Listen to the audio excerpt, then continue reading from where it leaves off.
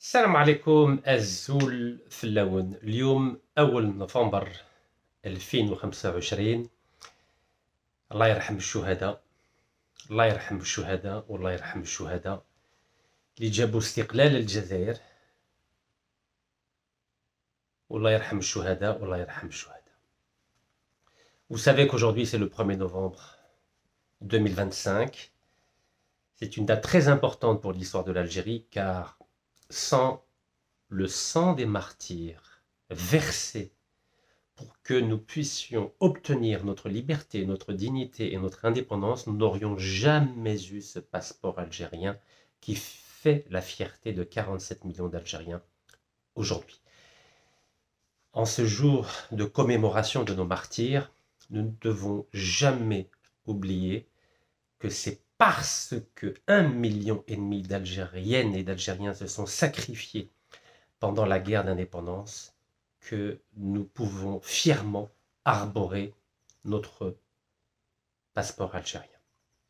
En cela, nous avons une dette incommensurable à l'égard de nos martyrs de la guerre de libération. Rabbi yarhamhum, Rabbi yarhamhum, Rabbi yarhamhum. Le sujet de la vidéo d'aujourd'hui, vous l'avez deviné, c'est le vote au Conseil de sécurité des Nations Unies au sujet de la question du Sahara. Vous savez que je suis un citoyen algérien engagé, mais je suis aussi un panafricaniste engagé et en particulier, je milite pour une fédération nord-africaine au-delà des frontières héritées de la colonisation française. Donc ne comptez pas sur moi pour rendre éternelles des frontières qui sont le fruit de la colonisation française. Un fruit amer, un fruit sanguinaire et un fruit qu'on ne peut pas honorer comme un héritage noble. Non, les frontières héritées de la colonisation française ne sont pas un héritage éternel. Et en tant qu'Africains, en tant qu'Africains du Nord, en tant qu'Algériens, nous devons militer pour la constitution le plus vite possible d'une fédération nord-africaine comme étape préalable à une union panafricaine. Inch'Allah. Voici le sens de mon combat en Algérie, voici le sens de mon action en Afrique du Nord et voici le sens de mon militantisme à l'échelle du continent africain. La décision du Conseil de sécurité des Nations Unies, c'est la résolution 2797, a avalisé le principe de l'autonomie du Sahara occidental sous souveraineté marocaine. Vous pouvez voir, là je vous ai pris un article d'Al Jazeera qui est qatari. Vous savez que l'Algérie entretient d'excellentes relations avec le Qatar. Vous pouvez lire, le Conseil de sécurité de l'ONU soutient le plan du Maroc pour le Sahara occidental. La résolution soutient la revendication du Maroc sur le Sahara occidental contesté, une position soutenue par l'administration de Trump. Donc là, j'ai fait exprès de commencer cette vidéo en vous montrant des articles de pays amis ou de pays frères. Là c'est Al Jazeera, c'est le Qatar, mais on va continuer avec la Turquie, le Daily Sabah. L'ONU soutient la souveraineté du Maroc sur le Sahara occidental lors d'un vote historique. Daily Sabah, c'est turc. Notre pays frère. Vous savez que l'Algérie entretient d'excellentes relations avec la Turquie. Je continue, la Turquie. Turkey Today, le Conseil de sécurité approuve le plan d'autonomie du Maroc comme base du Sahara occidental. Voilà, base de règlement Sahara occidental, c'est le Turkey Today. On continue, nos amis italiens, avec Agenzia Nova. Sahara occidental, le Conseil de sécurité de l'ONU vote en faveur du plan d'autonomie du Maroc. Donc vous savez que nous avons d'excellentes relations avec l'Italie. Vous voyez que dans la presse italienne, cela ne souffre d'aucune ambiguïté. la presse italienne considère que la résolution votée au Conseil de sécurité des Nations Unies valide la proposition marocaine d'autonomie au Sahara occidental. D'ailleurs, il est écrit « La résolution du Conseil de sécurité définit les principes d'une solution politique définitive à la question du Sahara et doit constituer la seule base de négociation », a déclaré le roi Mohamed VI du Maroc. Donc vous voyez, ils reprennent même une phrase du discours du roi du Maroc qui a été prononcé hier soir. On continue avec nos amis indiens. Vous savez que nos amis indiens ont mis leur veto à l'intégration de l'Algérie aux BRICS, au sein des BRICS. C'est nos amis indiens, c'est 1,7 milliard d'habitants. Alors que disent nos amis indiens? United News of India, UNI. Le Conseil de sécurité des Nations Unies approuve une résolution soutenant le plan du Maroc pour le Sahara occidental. C'est écrit noir sur blanc. Vous voyez, même nos amis indiens approuvent et reconnaissent que cette résolution est une victoire pour le Maroc. Alors, la première phrase de ce communiqué de United News of India, le Conseil de sécurité des Nations Unies a adopté une résolution soutenue par les États-Unis soutenant la souveraineté du Maroc sur le territoire contesté du Sahara occidental, marquant ainsi la plus forte approbation internationale du plan de Rabat malgré l'opposition de l'Algérie. Malgré l'opposition de l'Algérie. On poursuit maintenant l'agence chypriote. Chypre, vous savez que c'est un pays qui est partagé en deux. Au nord, la Turquie, au sud, une partie grecque. Depuis 1974, voici le titre de Cyprus. L'ONU appelle à des pourparlers sur le Sahara occidental sur la base du plan d'autonomie du Maroc. Je crois que ce titre-là reflète la position ou l'esprit de la résolution qui a été votée le 31 octobre au Conseil de sécurité des Nations Unies. Voilà. L'ONU appelle à des pourparlers sur le Sahara occidental sur la base du plan d'autonomie du Maroc. On continue. Associated Press. Associated Press, c'est une agence de presse américaine comme Reuters pour l'Angleterre, comme l'AFP pour la France. Les Nations Unies approuvent une résolution supportant la demande du Maroc sur le Sahara occidental. La position du Maroc sur le Sahara occidental. C'est très clair. Regardez, Associated Press. Vous voyez? Maintenant, l'agence de presse anglaise, Reuters, l'ONU appelle à des discussions sur le Sahara occidental sur la base du plan d'autonomie marocain. Je vous le traduis, bien sûr. Vous voyez, Reuters, c'est une des 4 agences de presse les plus importantes au monde. Donc, vous pouvez imaginer que dans le monde entier, il est question dans la presse de la victoire diplomatique du Maroc au sujet de la question du Sahara occidental.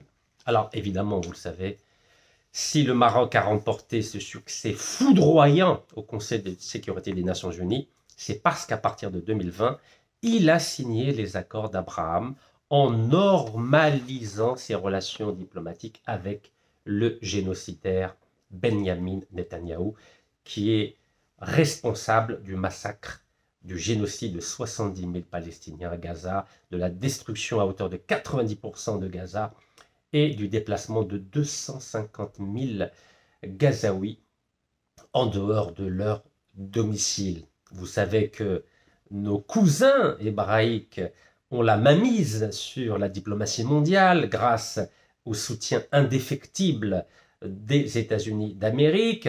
Nos cousins hébraïques ont des relais dans l'ensemble des médias internationaux, dans l'ensemble des institutions financières, car nos cousins hébraïques, depuis 2 siècles, travaillent jour et nuit pour essayer de combler le déficit étatique qu'ils ont réussi à combler à partir de la création de l'État d'Israël le 14 mai 1948. Donc, à défaut d'État, nos cousins hébraïques ont misé sur l'éducation, sur le savoir, sur le travail, sur les réseaux, ce qu'on appelle le soft power, réseau politique, réseau diplomatique, réseau bancaire, réseau médiatique. Et il faut le dire, il faut le reconnaître, ces réseaux qu'ont tissé patiemment, jour après jour, nos cousins hébraïques, ont permis non seulement à nos cousins hébraïques d'obtenir un État grâce à un vote à l'Assemblée générale des Nations unies le 29 novembre 1947, mais ont permis aujourd'hui au Maroc de célébrer une victoire diplomatique incontestable au sein du Conseil des Nations unies. Donc, le Maroc a été pragmatique, le Maroc a été pratique, le Maroc a été réaliste, bien qu'il ait vendu son âme au travers de l'alliance machiavélique avec le génocidaire Benyamin Netanyahou, il n'en demeure pas moins qu'au niveau diplomatique, la résolution votée le 31 octobre à la veille du 1er novembre constitue un véritable succès diplomatique et une véritable défaite pour la diplomatie algérienne. Donc, le Maroc doit ce succès à son alliance avec le génocidaire Benyamin Netanyahou. Cependant, vous savez que la diplomatie n'est pas une religion. La diplomatie est un outil, une arme qui permet à un État de défendre au mieux ses intérêts. Il n'y a pas de religion en diplomatie, il n'y a pas d'éthique en diplomatie. Il y a simplement du pragmatisme bête et méchant. J'aimerais dire un pragmatisme pur. Vous savez que les États-Unis, c'est le pays du pragmatisme. Le philosophe William James est le philosophe reconnu comme étant le père du pragmatisme. Et ce pragmatisme-là fait défaut aujourd'hui terriblement à la diplomatie algérienne. Il y a quelques jours, j'avais publié une vidéo où je vous annonçais que le choix de la date du 30-31 octobre pour discuter de la question du Sahara occidental n'était pas fortuit. Il est vrai que l'année passée, c'était exactement à la même date. Et j'avais exprimé mes craintes que le vote d'une résolution au sujet de la question du Sahara occidental pouvait devenir le cimetière de la diplomatie algérienne à la veille du 1er novembre. Oui, à la veille du 1er novembre. Vous savez que dans la culture religieuse chrétienne, le 1er novembre, c'est la fête des morts. Mais pour notre pays, pour l'Algérie, le 1er novembre, ça a été le réveil triomphal du nationalisme algérien. Une résolution qui est adoptée, votée, à l'unanimité, oui, à l'unanimité des membres du Conseil de sécurité des Nations Unies. Comme vous le savez, il y a 15 membres, 5 membres permanents qui ont le droit de veto, États-Unis, Russie, Chine, Angleterre et France, et 10 membres non permanents qui n'ont pas le droit de veto et qui ont un mandat unique de 2 années, parmi lesquels l'Algérie. Ce vote du 31 octobre, à la veille du 1er novembre, au Conseil de sécurité des Nations Unies, avec dans ce Conseil de sécurité 15 membres, dont l'Algérie, il n'y avait ni la République arabe sahraoui démocratique, ni le Maroc, encore une fois. Mais l'Algérie fait partie depuis le 1er janvier 2024 jusqu'au 31 décembre 2025 du Conseil de sécurité des Nations Unies. Donc nous avons le privilège jusqu'au 31 décembre 2024 de faire partie des grands de la diplomatie mondiale. Que s'est-il passé? Sur 15 membres, 11 ont voté pour la résolution présentée par les Nations Unies. 11. 3 membres se sont abstenus. Parmi ces 3 membres, vous avez 2 membres permanents du Conseil de sécurité des Nations Unies, c'est-à-dire nos partenaires habituels, la Russie et la Chine. Donc ces 2 pays n'ont pas exercé leur droit de veto. Et le 3e membre qui s'est abstenu, c'est le Pakistan. Vous savez que depuis le mois de juin, j'appelle à une alliance nucléaire avec le Pakistan de façon à pouvoir bénéficier du parapluie nucléaire pakistanais en cas d'éventuelle attaque du génocidaire Benyamin Netanyahou. Et c'était au moment même où Tel Aviv était en train de bombarder Téhéran. Et j'avais dit qu'il est absolument vital, urgent que l'Algérie puisse nouer au plus vite une alliance nucléaire avec le Pakistan. Je n'ai pas été entendu, mais le prince héritier d'Arabie Saoudite, M. Mohammed Ben Salman, MBS, lui a écouté mes conseils et lui a noué une alliance nucléaire en septembre avec le Premier ministre du Pakistan. Ce n'était pas la première fois que mon pays, nos autorités, notre diplomatie refusent d'écouter et mes conseils et mes propositions. On a vu le résultat hier, le 31 octobre, à la veille du 1er novembre sacré pour la révolution algérienne. Alors, qu'a fait l'Algérie lors de ce vote? Je viens de vous l'indiquer, il y avait 11 membres qui ont voté le projet de résolution présenté par les Nations Unies, 3 membres qui se sont abstenus, ça fait 14, et le 15e, c'est l'Algérie. Qu'a fait l'Algérie? L'Algérie, qui avait la chance, c'est la 3e fois qu'elle avait la chance depuis son indépendance, en 1962, de faire partie du Conseil de sécurité des Nations Unies pendant 2 ans, a décidé de pratiquer la politique de la chaise vide.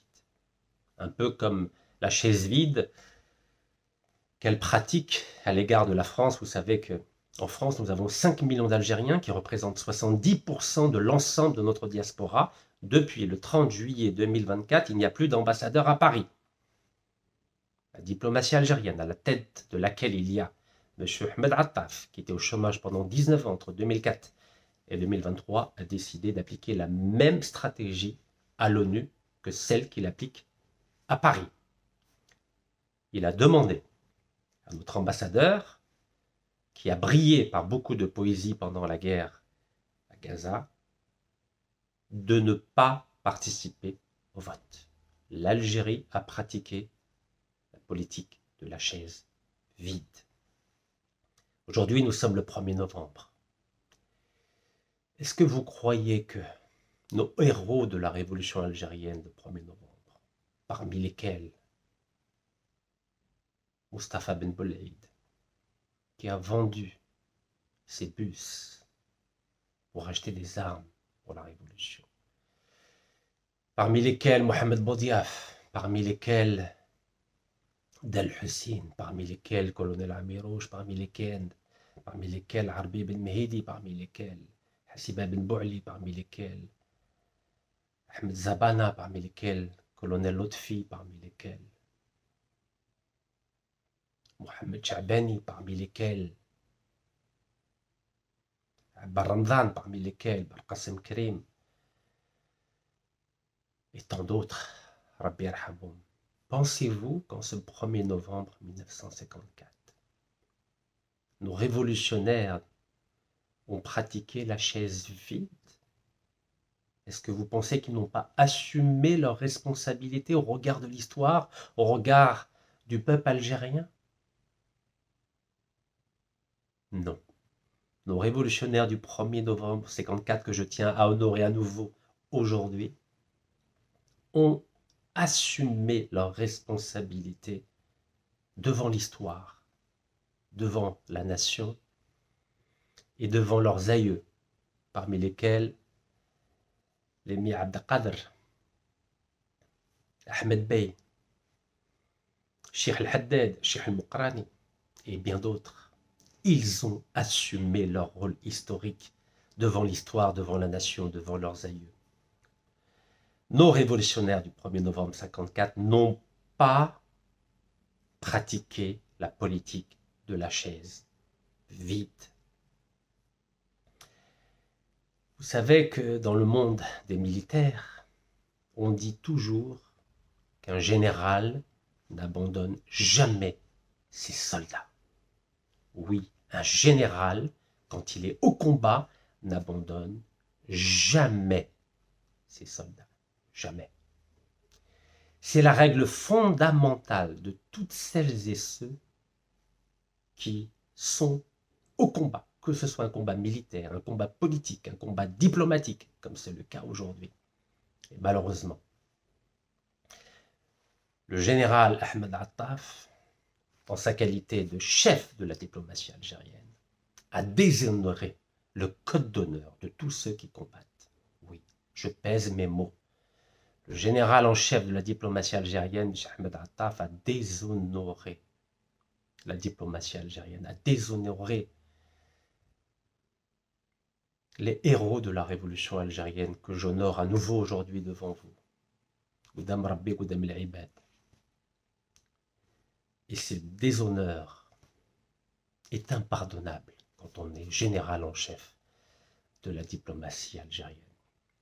Cela fait 50 ans que l'Algérie soutient politiquement, diplomatiquement, militairement, financièrement, médiatiquement, le peuple sahraoui, afin qu'il puisse avoir le droit, dans le cadre d'un référendum, de s'exprimer sur les choix qui se présentent à lui, ou l'autonomie, ou l'indépendance, ou comme je l'ai évoqué à plusieurs reprises depuis 2013, c'est-à-dire depuis 12 ans, une co-souveraineté, une double souveraineté provisoire pendant 10 ans, comme cela est le cas depuis pratiquement 800 ans dans la principauté d'Andorre entre la France et l'Espagne, comme cela fut le cas au Soudan qui est ensanglanté aujourd'hui. Malheureusement, entre 1899 et 1956, sous l'autorité et de l'Égypte et de la Grande-Bretagne, comme cela fut le cas aux îles Samoa, dans le Pacifique, entre 1889 et 1899, entre l'Angleterre, l'Allemagne et les États-Unis. Donc depuis 50 ans, nous avons toujours soutenu le Sahara occidental et nous avons toujours soutenu le peuple sahraoui.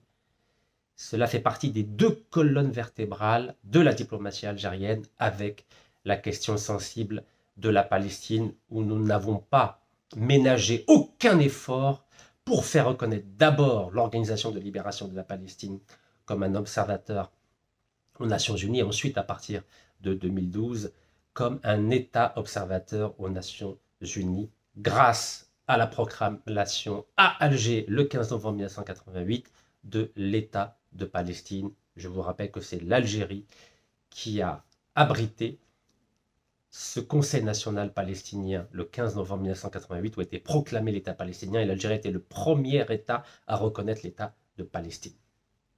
Et vous savez qu'en 1974, c'est l'Algérie qui a fait reconnaître l'OLP comme organisation admise au sein de l'Assemblée générale des Nations unies. Alors, comment se fait-il qu'après 50 années, où l'Algérie n'a jamais ménagé ses efforts pour soutenir le peuple sahraoui, comment se fait-il qu'en ce 31 octobre 2025, à la veille du 1er novembre, nous avons décidé de pratiquer la politique de la chaise vide? C'est incompréhensible. C'est une flétrissure dans l'histoire de la diplomatie algérienne. Et là, je pense à la célèbre phrase de l'écrivain allemand Bertolt Brecht. Celui qui combat peut perdre. Celui qui combat peut perdre. Mais celui qui ne combat pas a déjà perdu. Celui qui ne combat pas a déjà perdu. Et hier, au Conseil de sécurité des Nations Unies, le général en chef de la diplomatie algérienne a décidé de ne pas combattre. Donc, il avait déjà perdu. C'est impardonnable. La décision du général en chef de la diplomatie algérienne, Ahmed Attaf, qui était 19 ans au chômage entre 2004, son dernier poste en sa qualité d'ambassadeur à Londres, et sa nomination en 2023 en sa qualité de chef de la diplomatie algérienne, la décision de ne pas combattre est impardonnable, inadmissible et intolérable. C'est une humiliation pour la diplomatie algérienne, pour l'État algérien et pour toutes celles et ceux qui sont épris de liberté et de dignité dans le monde. À l'ONU hier, nous avons assisté au degré zéro de la diplomatie algérienne. Et je pèse mes mots. À l'ONU hier, au Conseil de sécurité des Nations Unies, nous avons assisté au degré zéro de la diplomatie algérienne. Car un général n'abandonne jamais ses soldats dans un combat. Hier, c'était un combat diplomatique. Que va penser le peuple sahraoui après cette défection du général en chef de la diplomatie algérienne? Nous avons abandonné, le général en chef de la diplomatie algérienne, M. Ahmed Attaf, a abandonné le peuple sahraoui hier au Conseil de sécurité, alors qu'il avait la possibilité de convaincre les autres membres du Conseil de sécurité, avec des arguments liés à la doctrine de l'ONU, liés au droit international, liés aux droits de l'homme, liés au droit de chaque peuple de pouvoir décider de son avenir. Mais non. Le général en chef de la diplomatie algérienne a préféré fuir le combat diplomatique, a préféré se cacher, a préféré ne pas assumer ses responsabilités devant la communauté internationale en pratiquant la politique de la chaise vide. Cette chaise que nous allons dans tous les cas laisser à d'autres le 31 décembre 2025, c'est-à-dire novembre-décembre.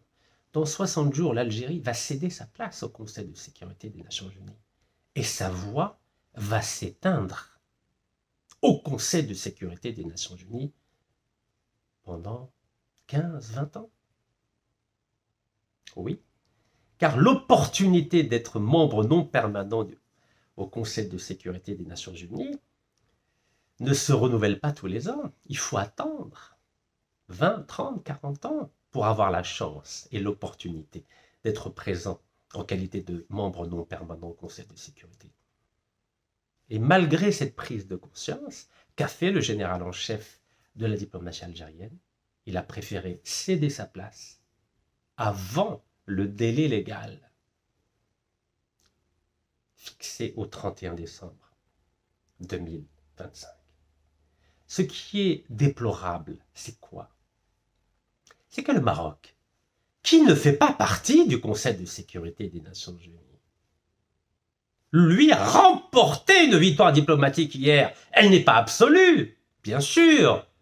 Le plan d'autonomie marocain n'a pas été avalisé, mais il a gagné 75% de ce qu'il souhaitait, c'est-à-dire une reconnaissance absolue de son plan d'autonomie au Sahara occidental. Il lui reste que 25% pour aboutir, et ça sera sûrement la prochaine résolution au Conseil de sécurité des Nations Unies dans les prochains mois ou les prochaines années. Ce n'est qu'une question de temps. Mais, vous l'avez compris, après cette débâcle, après ce tremblement de terre diplomatique pour l'Algérie, ce n'est qu'une question de temps. Car le général en chef de la diplomatie algérienne, adepte de la politique de la chaise vide, a offert hier une victoire éclatante à son homologue marocain Nasser Bourita.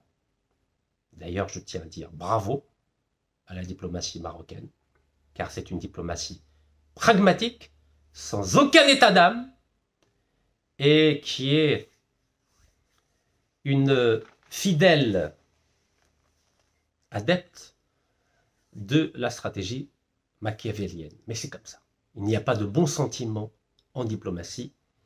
Il n'y a que le pragmatisme qui compte. Et ceux qui n'ont pas compris cette règle, que l'illustre Talleyrand nous avait déjà expliqué en détail.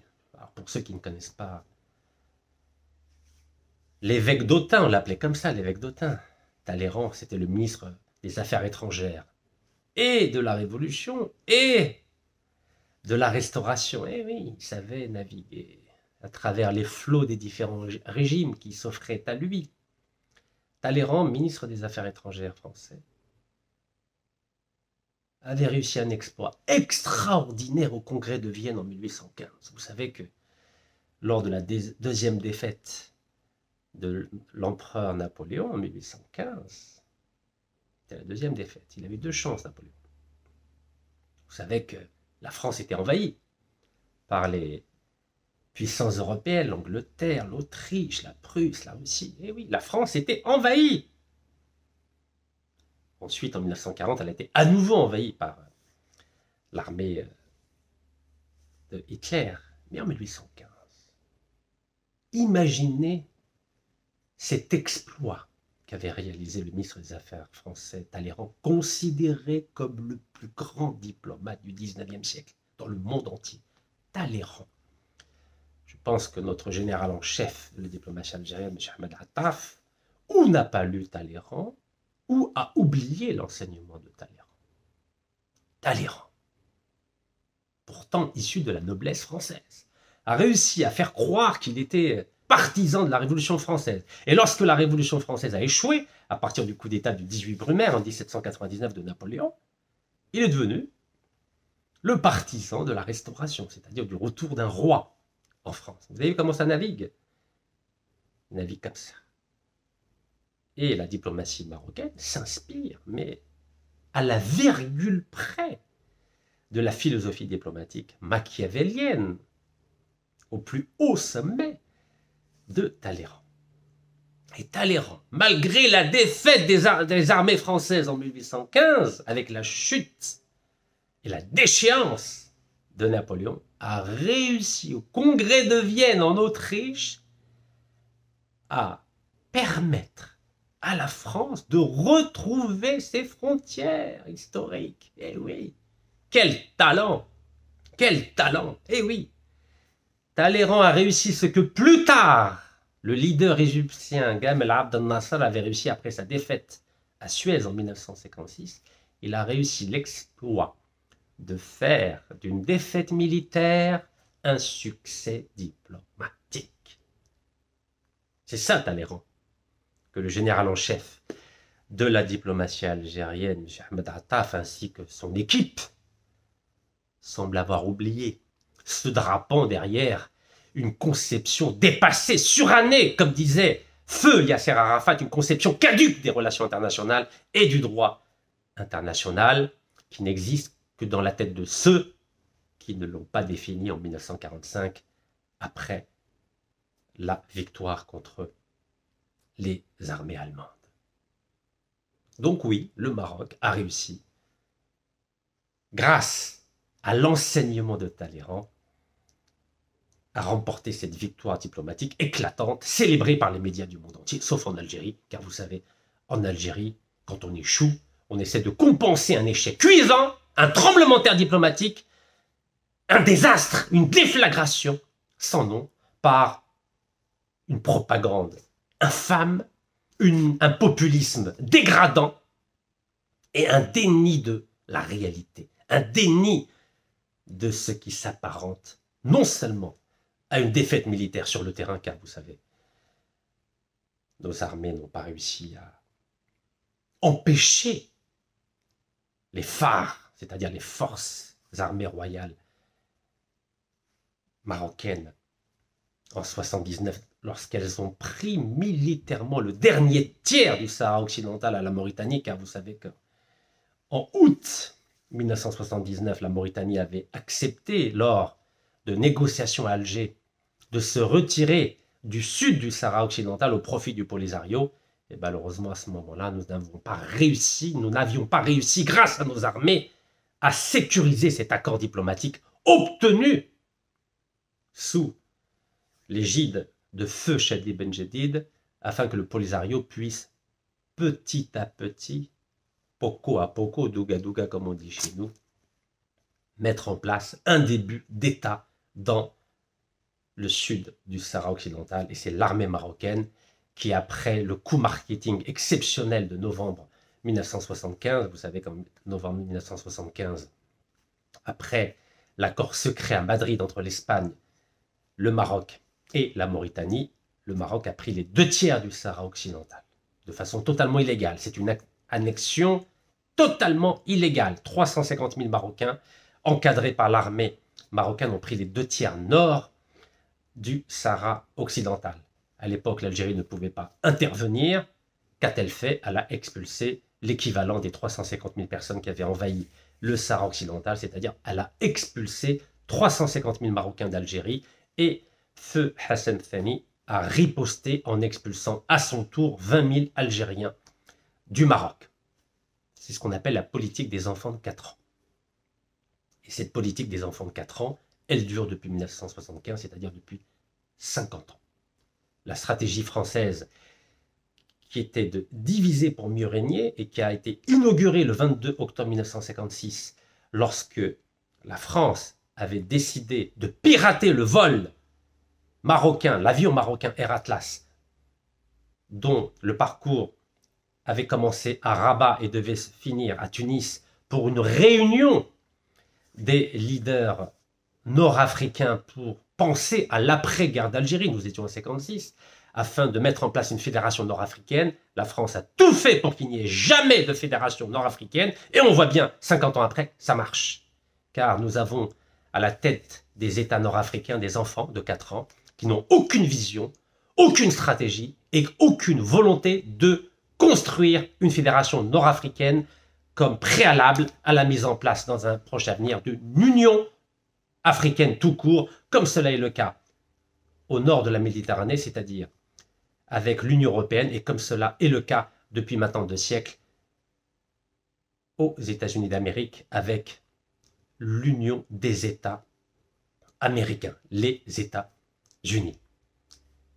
C'est là où on voit que l'héritage de la colonisation a laissé des séquelles terribles, car nous avons tellement été privés de souveraineté que depuis nos indépendances respectives, 1956, pour le Maroc et la Tunisie, 1962, pour l'Algérie, nous sommes tellement en manque de souveraineté, tellement en manque de privilèges d'État, tellement en manque de pouvoir contrôler nos populations, qu'au lieu de mettre en place des démocraties et des États de droit, nous avons mis en place, en lieu et place de la démocratie, de l'État de droit, des régimes autoritaires.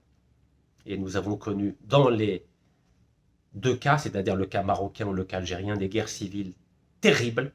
Pour le cas marocain, 1958-1959, 10 000 morts au Rif, et pour le cas algérien, entre 1992 et 2000, une guerre civile qui a coûté la vie à 100 à 200 000 Algériens. Cette absence de culture d'État dont nous ont privé les différents colons fait qu'aujourd'hui, nous sommes incapables entre nous de régler des différends qui ne concernent que les peuples et les États d'Afrique du Nord. Comment expliquez-vous qu'en 50 ans, ni les Algériens, ni les Marocains, ni l'Union du Grand Maghreb, ni l'Union africaine, ni l'ONU n'avaient réussi à nous aider à régler ce petit différend? Car lorsqu'on est panafricain, lorsqu'on est attaché à l'union des peuples nord-africains, normalement, nous ne devons pas sacraliser des frontières artificielles issues, héritées de la colonisation. Ce n'est pas le but de nos États respectifs. Un État n'est pas une société. Un État est là pour répondre aux aspirations de leurs peuples respectifs. Comment expliquez-vous qu'en Afrique du Nord, où originellement les peuples sont berbères, aujourd'hui berbérophones et arabophones, qui pratiquent la même religion, c'est-à-dire la religion musulmane pour l'écrasante majorité d'entre eux, comment expliquez-vous qu'on n'arrive pas à constituer un seul État? Alors qu'en Europe, où vous avez des religions différentes, c'est-à-dire catholicisme, protestantisme, vous avez des idéologies politiques différentes, laïques, conservateurs, libérales. Vous avez des régimes politiques différents, à la fois des républiques, des monarchies. Comment se fait-il qu'ils arrivent à être ensemble, à se mettre d'accord entre eux et à se projeter dans l'avenir? Comment ça se fait? Comment se fait-il que nous n'arrivons pas?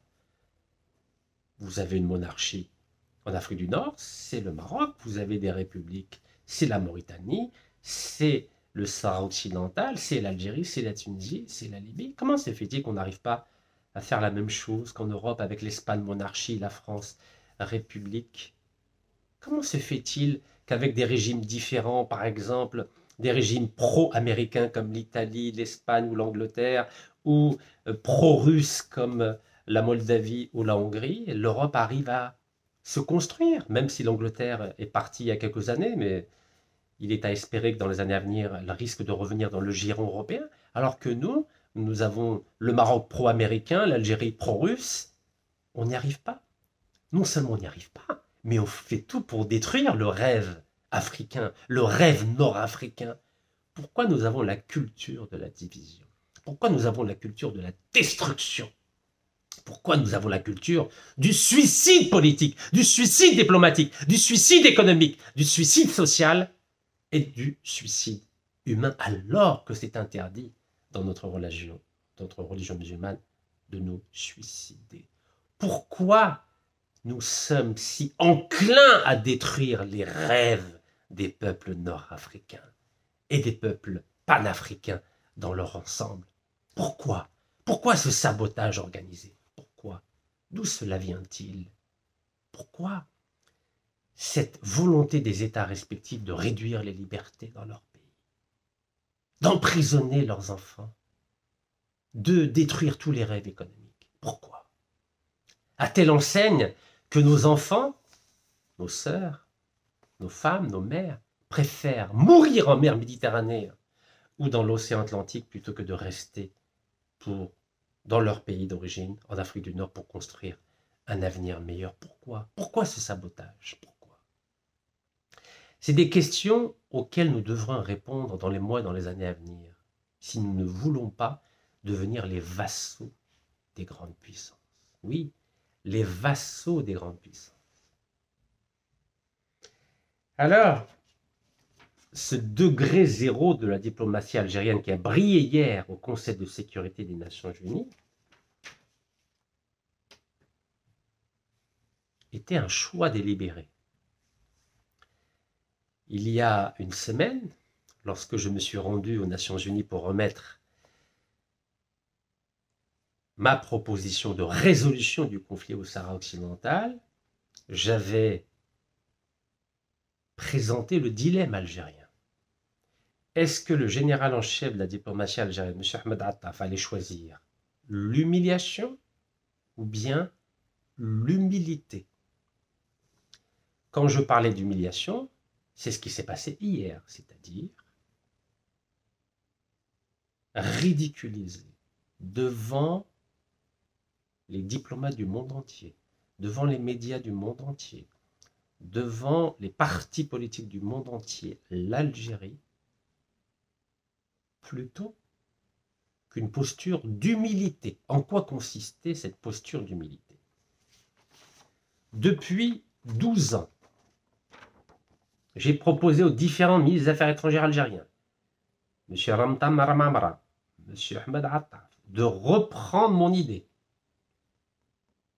d'une double souveraineté de l'Algérie et du Maroc pendant 10 ans au Sahara occidental.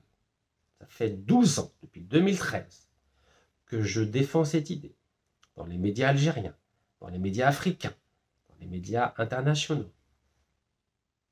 Jamais la diplomatie algérienne, que ce soit Ramtan Ramamra ou Ahmed Attaf, jamais la diplomatie du Polisario, en l'occurrence M. Brahim Ghali, que je devais rencontrer en avril 2014, avant qu'il éteigne son téléphone, alors que j'avais rendez-vous avec lui à Tindouf. Ce rendez-vous avait été organisé par son Excellence l'ambassadeur de la République arabe sahraoui démocratique à Paris, son Excellence M. Omar Mansour. Donc ni la diplomatie algérienne, ni la diplomatie du Polisario n'ont accepté de reprendre à leur compte cette proposition, qui est une proposition pragmatique, réaliste, sérieuse, viable et constructive. J'ai repris les adjectifs des différentes diplomaties occidentales qui ont décidé de soutenir le plan d'autonomie du Maroc. Ma proposition d'une double souveraineté de l'Algérie et du Maroc pendant 10 ans au Sahara occidental est beaucoup plus consensuelle que le plan d'autonomie marocain au Sahara occidental. Mais, par défaut d'humilité, ni la diplomatie algérienne, ni la diplomatie du Polisario n'ont décidé de reprendre cette proposition qui aurait pu permettre et au peuple sahraoui et à l'Algérie de sortir la tête haute de cette crise dont l'unique vainqueur aujourd'hui est la diplomatie marocaine soutenue par les plus grandes capitales mondiales. C'était le 25 octobre, devant le siège des Nations Unies à New York. J'avais dit, vous avez le choix entre l'humiliation et l'humilité. Force est de constater que le général en chef de la diplomatie algérienne, M. Ahmed Attaf, et le président du Polisario, M. Brahim Rali, ont préféré l'humiliation à l'humilité. Tout ça pourquoi? Parce que le général en chef de la diplomatie algérienne, M. Ahmed Attaf, ne veut surtout pas que le citoyen algérien Rachid Nekaz puisse remporter une victoire morale si la diplomatie algérienne avait repris à son compte ma proposition. Eh oui, car vous connaissez l'état d'esprit algérien. Nif ou l'khsara. Et comme disait le grand artiste Fallag, que je tiens à saluer très fraternellement, quand l'Algérien atteint le fond, il creuse au lieu de remonter. Oui, le général en chef de la diplomatie algérienne, il atteint le fond lorsqu'il a assisté impuissant par médiocrité, par incompétence, par manque d'audace au succès de la diplomatie marocaine avec les Américains, les Français, les Anglais, les Espagnols, les Portugais, les Allemands. Ben, il a préféré creuser plutôt que reprendre ma proposition d'une double souveraineté. Dans le langage diplomatique, on appelle ça un condominium sur le Sahara occidental. Voilà la tragédie de la diplomatie algérienne sous la direction du général en chef Ahmed Attaf. Ma proposition, elle n'est pas compliquée. Qu'est-ce qu'elle disait? Elle disait qu'elle soutenait, je soutiens à 100% le plan d'autonomie marocain au Sahara occidental dans le cadre d'une double souveraineté algéro-marocaine. Et comme vous le savez, les États-Unis, l'Angleterre et la France, qui sont 3 des 5 membres permanents au Conseil de sécurité des Nations Unies, ceux qui ont le droit de veto, ont approuvé, ont soutenu le plan d'autonomie marocain au Sahara occidental. Mais l'Algérie n'a jamais fait de proposition. Jamais. L'Algérie s'est toujours drapée derrière le droit international, le droit des peuples à disposer d'eux-mêmes. Elle n'a jamais fait de proposition, car l'Algérie n'a jamais assumé qu'elle était partie prenante au Sahara occidental. C'est son droit. Mais lorsque cette défaite était annoncée depuis si longtemps, l'Algérie aurait dû évoluer. L'Algérie aurait dû, en tant que tutrice morale du Polisario, encourager le Polisario à reprendre mon idée qui avait été présentée par mon avocat maître Abdelkader Chouhara le 25 octobre auprès du secrétaire général des Nations Unies, M. Antonio Guterres. Pourquoi l'Algérie n'a pas fait cela? Pourquoi l'Algérie, qui a toujours refusé de s'impliquer dans ce dossier, tout en tirant les ficelles derrière, un peu comme au théâtre, vous savez? Pourquoi n'a-t-elle pas fait la même chose en demandant au Sahara au Polisario de reprendre l'idée de Rachid Nekaz? C'est pas compliqué. Comme ça, Tout le monde est gagnant. Le Maroc est gagnant, le Polisario est gagnant, l'Algérie est gagnant. Pourquoi nous avons assisté impuissants, bêtement, de façon médiocre et amateur et amatrice au succès de la diplomatie marocaine en abandonnant en race campagne le peuple sahraoui, en abandonnant en race campagne le Polisario, en abandonnant en race campagne 50 ans de mobilisation politique, militaire, diplomatique, économique, sociale et médiatique. Tout cela par bêtise, par arrogance, par suffisance, par manque d'humilité. Voilà le péché mignon du général en chef de la diplomatie algérienne, M. Hamad Attaf, et de son équipe. Ils ont péché par manque d'humilité, par suffisance, par arrogance, par fierté mal placée. Et nous voyons le résultat aujourd'hui. Une déflagration, un tremblement de terre, l'assassinat de notre diplomatie. Oui, l'assassinat de notre diplomatie. Je pèse mes mots. Nous avons assisté hier à l'assassinat de la diplomatie algérienne, avec ce degré zéro de la diplomatie algérienne. Degré zéro. C'est le citoyen algérien et panafricain qui vous parle aujourd'hui. Ce n'est pas un représentant de la diplomatie algérienne. Et là, je m'adresse à mes frères marocains qui pensent que je suis un outil du gouvernement algérien. Non. Je suis l'outil de ma conscience, de ma vision et de mon humilité. Car je veux qu'on trouve une solution. Car à l'époque, oui, à l'époque, l'Algérie savait faire des compromis. Vous avez vu, le 5 août 1979, c'est à Alger que l'Algérie a réconcilié la Mauritanie avec le Polisario. Eh oui, c'était à Alger. À l'époque, on savait faire de la diplomatie. On était pragmatique. L'accord d'Alger du 5 août 79, il n'y avait pas l'ONU, non? Il n'y avait pas l'ONU, il n'y avait que des Algériens, des Sahraouis et des Mauritaniens. L'ONU n'était pas partie prenante. Dans cet accord, regardez, qui était signé par le représentant du Polisario, par le représentant de la République islamique de Mauritanie. Regardez. Il n'y avait pas l'ONU. Voilà, on était pragmatique à l'époque. Alors je cite le point numéro 3. Des modalités de l'accord de paix entre la République islamique mauritanienne et le Front Polisario, organisé par l'Algérie, s'il vous plaît.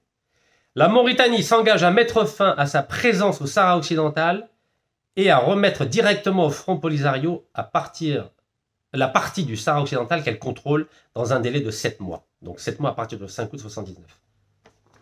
Ça, c'était des grands diplomates algériens qui ont fait ça. C'était sous feu Chadli Ben Jadid. C'était sous feu Chadli Ben Jadid. Vous connaissez feu Mohamed Siddiq Ben Yahya, vous le connaissez. Feu Mohamed Siddiq Ben Yahya, ministre des Affaires étrangères algérien.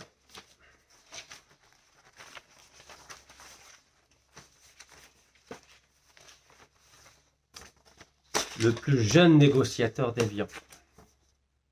30 ans.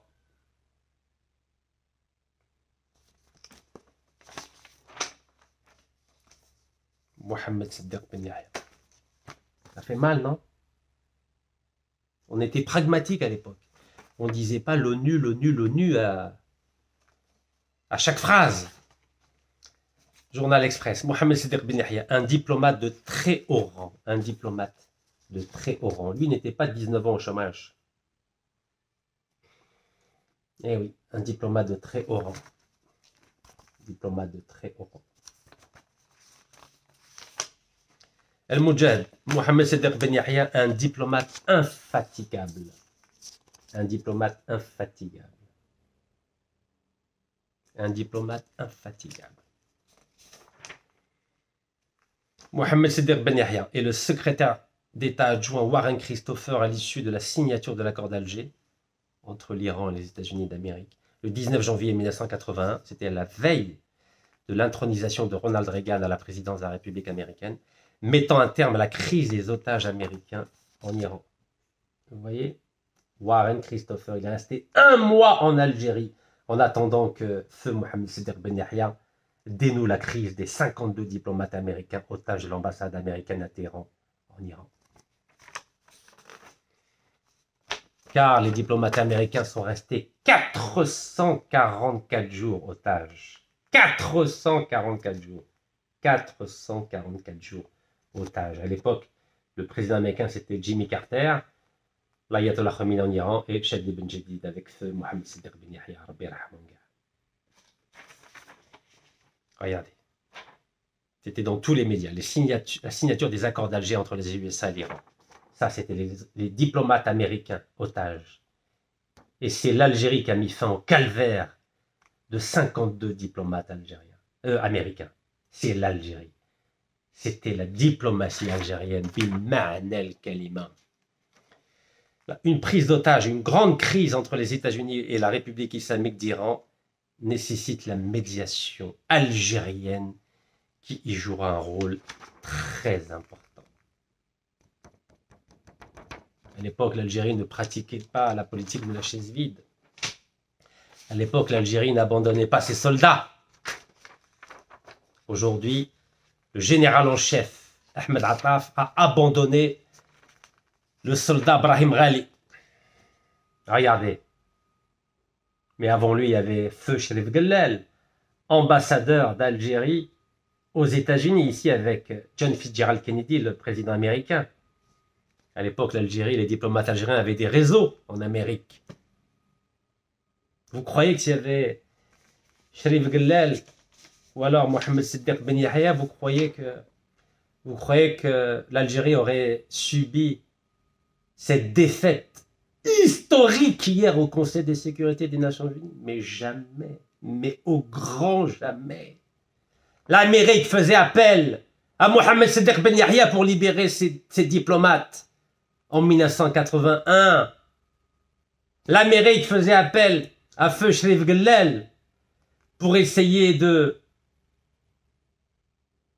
d'acheter du pétrole du monde arabe lorsque l'Algérie avec d'autres pays avant l'OPEP, c'était avant l'OPEP, vous imaginez, c'est en 67, l'Algérie avait décrété un embargo, pas de vente de pétrole aux Américains. Et aujourd'hui, l'Algérie, vous croyez qu'elle fait appel, vous croyez que les États-Unis, font appel à l'Algérie pour régler le problème entre l'Ukraine et la Russie, ou en République démocratique du Congo avec le Rwanda, ou bien entre l'Érythrée et l'Égypte?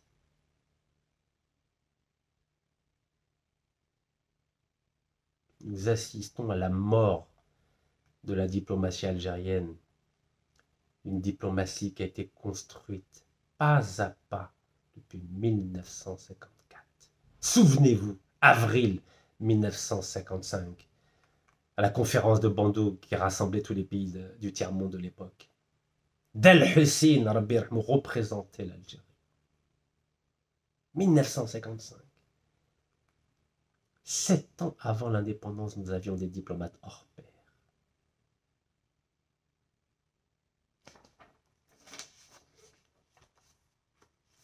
Certains me reprochent de parler au passé.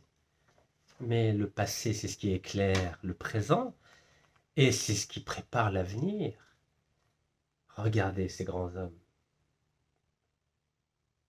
Sidi Ahmed Rosali, grand diplomate, grand ingénieur, président de la Sonatrach, devenu ensuite ambassadeur, puis ministre des Affaires étrangères, puis Premier ministre. L'excellence. Nous avions une excellence diplomatique. Dans un article du magazine français Le Nouvel Observateur, vous savez comment il présentait Mohamed Siddiq Ben Yahya?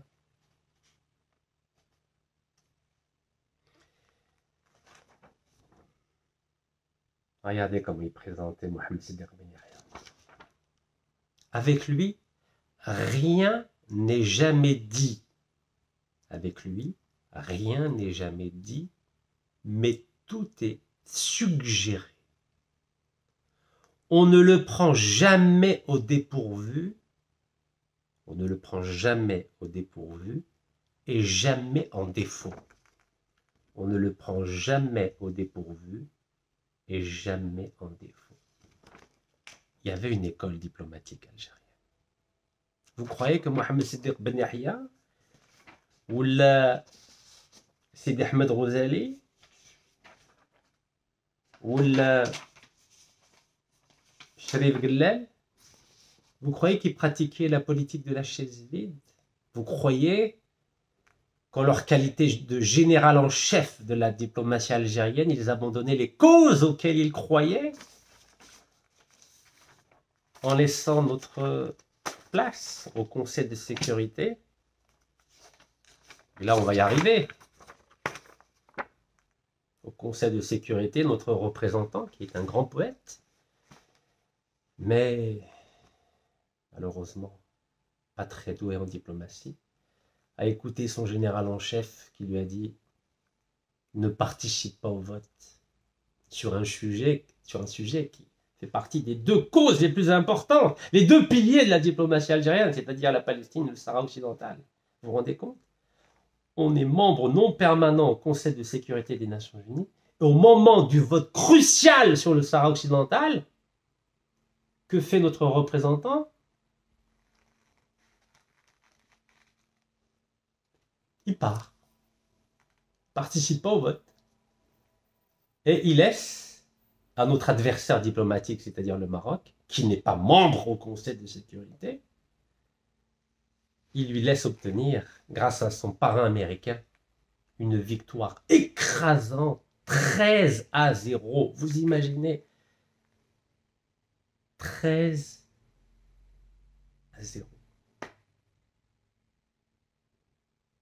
Et quand je dis 13, c'est plutôt 14. Excusez-moi, je ne sais pas pourquoi je dis 13. 14-0, parce que l'Algérie, c'est le 15e. 14-0. 11 pour, 3 abstentions. 14-0. L'Algérie n'a même pas voulu se battre. Elle a préféré quitter le combat, abandonner le combat, avant même qu'il ne commence. 14-0. 14. L'Algérie n'a même pas réussi à convaincre un seul pays de soutenir sa vision. D'ailleurs, elle n'a pas de vision. La seule vision viable, sérieuse, constructive, pragmatique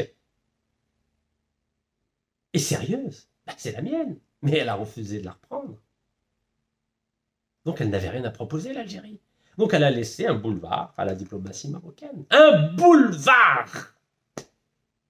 Donc elle s'est retirée. Elle a abandonné le combat. Et vous connaissez la fameuse phrase de Brecht.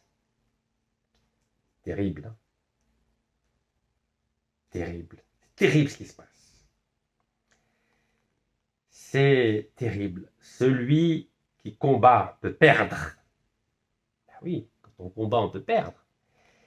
Mais celui qui ne combat pas a déjà perdu. Et l'Algérie, en ne combattant pas, elle avait déjà perdu en offrant une victoire écrasante, une victoire diplomatique écrasante au Maroc, à la diplomatie marocaine. Sur un sujet où, à la mort de feu Walid Boumediene, on avait 80 pays qui soutenaient, qui reconnaissaient le Sahara occidental. Aujourd'hui, on est à peine, même pas la moitié. Car notre diplomatie est en train de mourir à feu doux. Et la résolution des Nations Unies du 31 octobre 2025 à la veille du 1er novembre est le début de la mort de la diplomatie algérienne, patiemment construite, avec excellence, avec âme, avec conviction, avec pragmatisme, par 2 générations de diplomates, hors pair. Alors là, je vous ai pris la dépêche de l'agence presse-service algérienne. Vous voyez, donc, vous voyez, je suis...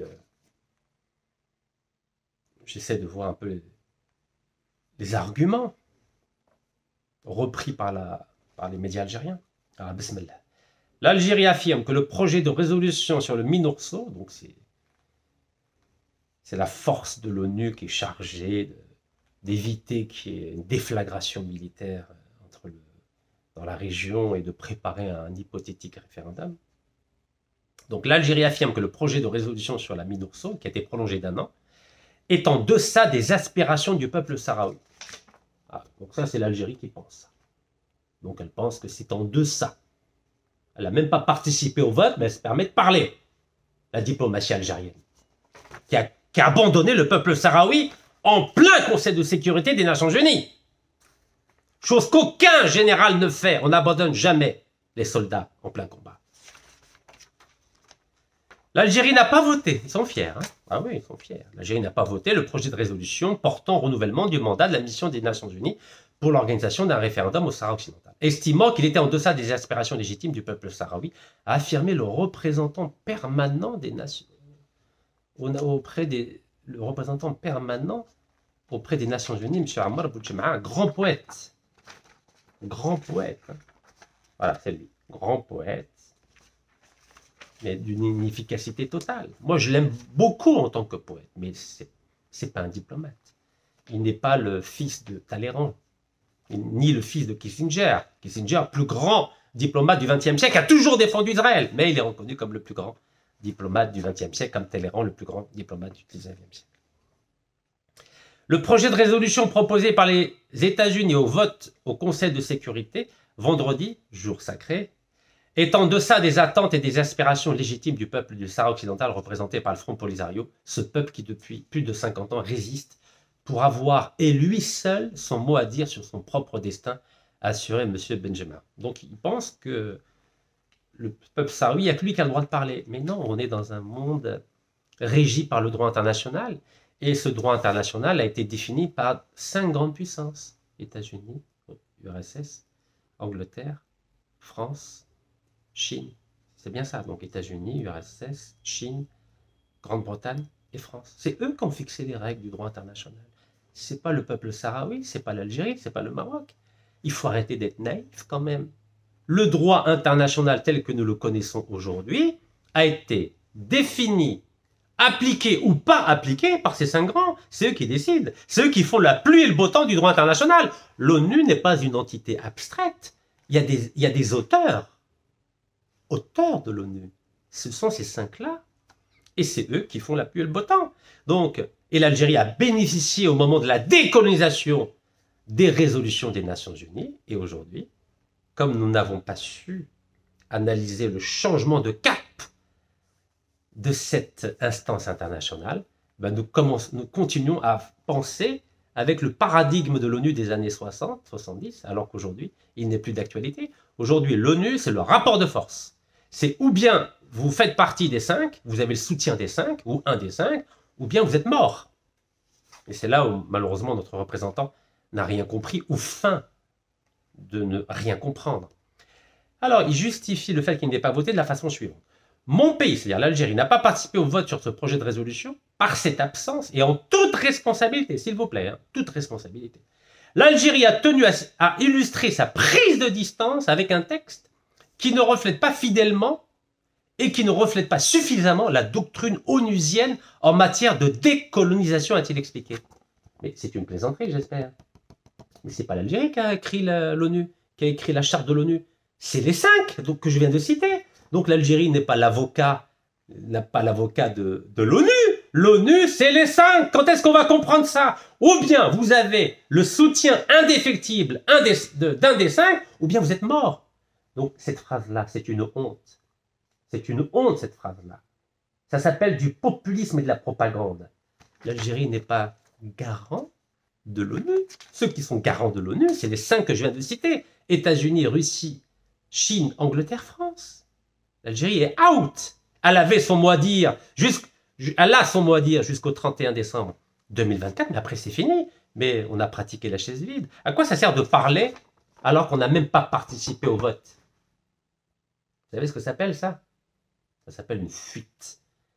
La diplomatie algérienne a fait preuve, s'est comportée comme un fugitif. Fugitif, c'est quelqu'un qui fuit ses responsabilités.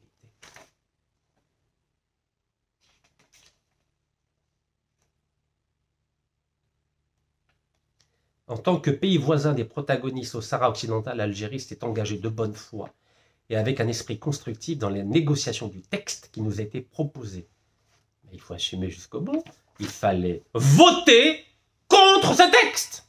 Pourquoi avoir fui votre responsabilité, monsieur le représentant aux Nations Unies? Pourquoi vous avez fui? Il fallait devant la communauté internationale dire « Nous nous opposons au texte qui ne respecte pas le droit du peuple sahraoui à l'autodétermination ». Pourquoi vous ne l'avez pas fait? Pourquoi vous avez laissé le Maroc gagner 14-0? 14-0. Cela s'appelle la lâcheté diplomatique. La lâcheté. Quand quelqu'un ne participe pas au combat, on dit qu'il est lâche. Et hier, vous avez donné l'image, en accord avec le général en chef de la diplomatie algérienne, M. Ahmed Attaf, l'image de la lâcheté diplomatique.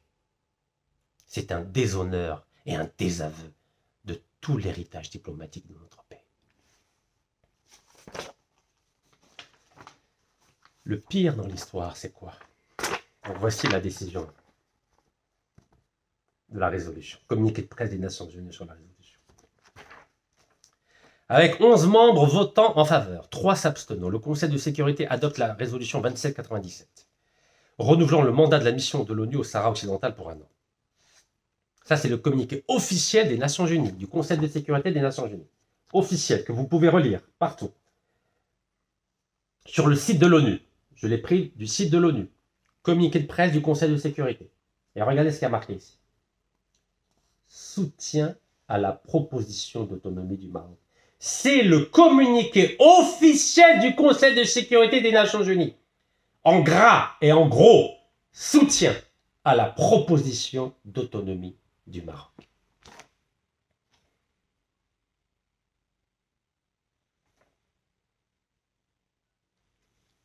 Autorisant la poursuite des opérations de la MINURSO jusqu'au 31 octobre 2026, l'organe de 15 membres, donc du Conseil de sécurité des Nations Unies, a adopté la résolution 2797 par 11 voix pour, aucune contre, avec 3 abstentions, Chine, Russie, Pakistan et musulmans.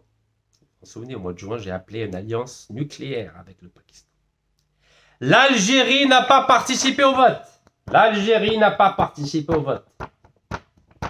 L'Algérie du NIF, l'Algérie de l'honneur, l'Algérie de la dignité en ce 1er novembre 2025 n'a pas participé hier au vote pour soutenir le peuple sahraoui. Au moins, on aurait pu montrer au peuple sahraoui qu'on soutient depuis 50 ans, qu'on est là, même dans la diversité, même dans la difficulté, même dans la faiblesse. On est là et on tient le cap. Vous avez vu? Je me suis retrouvé tout seul en prison. Vous êtes au courant. J'avais une grande partie de la jeunesse algérienne qui m'a soutenu pendant la campagne électorale de février-mars 2019. Et quand je me suis retrouvé en prison dans mon pays, ensuite en France, j'ai gardé le cap. Je maintiens mes positions. Je défends des principes. Et vous avez vu, tous les jours, je publie des vidéos, quand bien même je risque des problèmes, et en Algérie et en France. Vous avez vu comment j'ai attaqué le génocidaire Benyamin Netanyahou. Vous avez vu comment j'ai pas eu peur. Même aux États-Unis, je l'attaque. Car je défends des principes, mes chers compatriotes. Je ne suis pas un lâche. Je ne suis pas un fugitif. Quand on m'a dit que j'allais être en prison en Algérie si je venais, je me suis rendu en Algérie le 4 décembre 2019 et j'étais en prison. De la même façon, lorsque j'étais condamné par la justice française à 18 mois de prison ferme, alors j'étais emprisonné et placé en résidence surveillée en Algérie, j'ai affronté la justice française et je me suis rendu en France et j'ai filmé ma reddition. Je n'ai pas fui mes responsabilités car je suis le digne héritier des révolutionnaires du 1er novembre 1954. Je ne suis pas un lâche, je ne suis pas un fugitif. Je suis un homme qui assume ses déclarations, qui assume ses positions et qui, dans la diversité ou dans la faiblesse ou dans la difficulté, sera toujours là. Malheureusement, le général-chef de la diplomatie algérienne a décidé d'être un fugitif, un lâche et un homme qui n'assume pas ses responsabilités. Dans son texte d'aujourd'hui, le Conseil de sécurité a exprimé son plein appui au secrétaire général et à son envoyé personnel pour faciliter et mener des négociations en prenant comme base la proposition d'autonomie du Maroc en vue de parvenir à un règlement juste, durable et mutuellement acceptable du différend, c'est-à-dire du problème, conformément à la Charte des Nations Unies et à saluer toute suggestion constructive des parties en réponse à la proposition d'autonomie. Cette phrase est très importante. Je répète, et à saluer toute suggestion, c'est-à-dire toute proposition constructive des parties en réponse à la proposition d'autonomie. Ça veut dire quoi, ça? Ça veut dire que le Conseil de sécurité est ouvert à des propositions en réponse à la proposition d'autonomie du Maroc. Donc, pourquoi vous n'avez pas voté? Vous avez dû voter. Vous croyez qu'en n'étant pas présent au vote, vous croyez que personne pourra dire que vous n'avez pas soutenu la déclaration de New York qui reconnaissait les deux États israéliens et palestiniens? Pourquoi vous l'avez voté? Et là, pour le Polisario, pour le Sahara, vous n'avez pas voté? Vous auriez pu voter contre, Malish. Au moins, vous êtes des bonhommes. Yeah, derguez, non? Donc là, c'est très clair ce qui a marqué. Vous savez, je vous ai déjà dit l'autre jour, je vous l'ai dit très clairement, extrêmement clairement. Je vous ai dit, vous avez le choix entre l'humiliation et l'humilité. Donc, maintenant que vous avez montré que vous n'êtes pas capable d'aller au combat, je vous demande, et je demande au président de la République de reprendre mon idée et de suggérer cette idée de double souveraineté de l'Algérie et du Maroc sur le Sahara occidental pendant 10 ans. Oui, je vous le demande. Car puisque vous n'êtes pas capable de faire de la vraie diplomatie, comme feu Chérif Guellel, comme Mohamed Sédir Ben Yahya, comme feu Sidi Ahmed Rosali, il faut laisser la place à d'autres qui ont les compétences, le talent, l'audace et l'intelligence de faire de la vraie diplomatie en respectant leurs principes. Donc voici ma proposition. Depuis 2013, je l'ai soumise. Et j'entends bien qu'elle soit reprise par la diplomatie algérienne et sûrement pas par les diplomates d'aujourd'hui qui ont montré leur incompétence et leur irresponsabilité.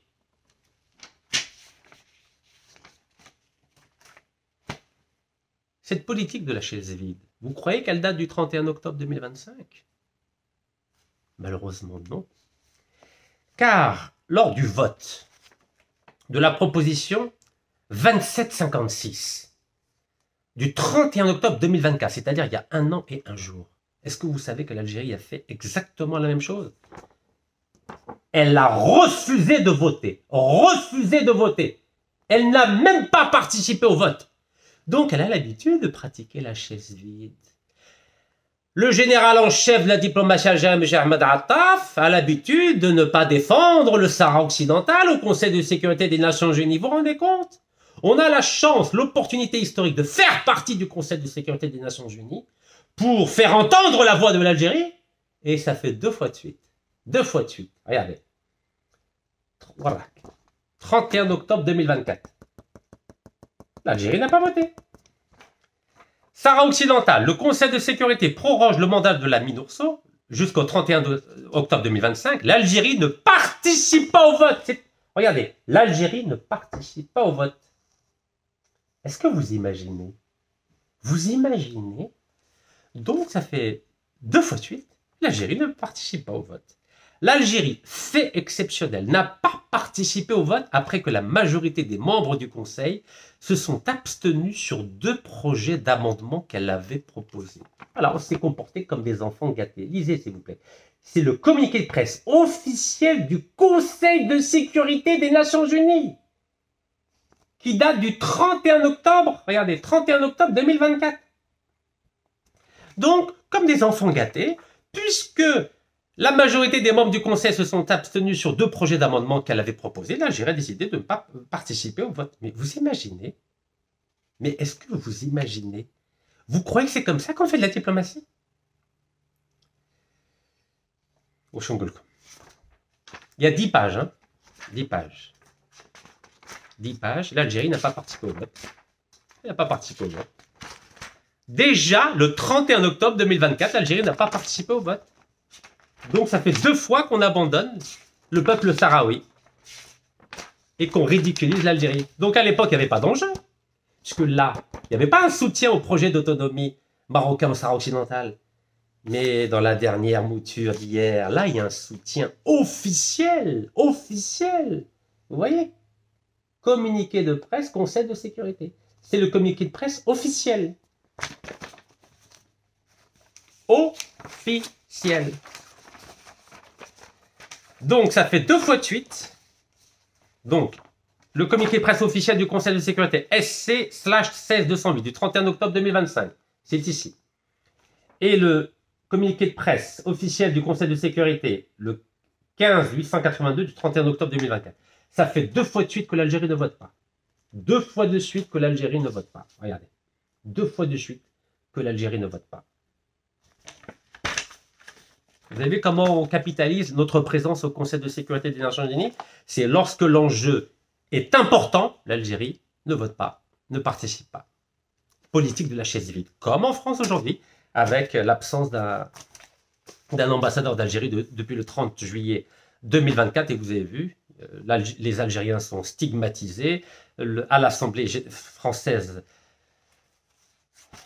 vous avez vu qu'il y a une résolution pour dénoncer l'accord franco-algérien de 1968, donc il va pénaliser les Algériens de France et d'Algérie. Bon bref, c'est la bérésina de la diplomatie algérienne. Alors maintenant, ben, on va lire ce qu'a dit l'ambassadeur des États-Unis, car c'est une résolution écrite, présentée par les États-Unis, donc sous la houlette du président américain Donald Trump, qui a fait voter à l'unanimité, une résolution pour soutenir le plan d'autonomie marocain au Sahara occidental.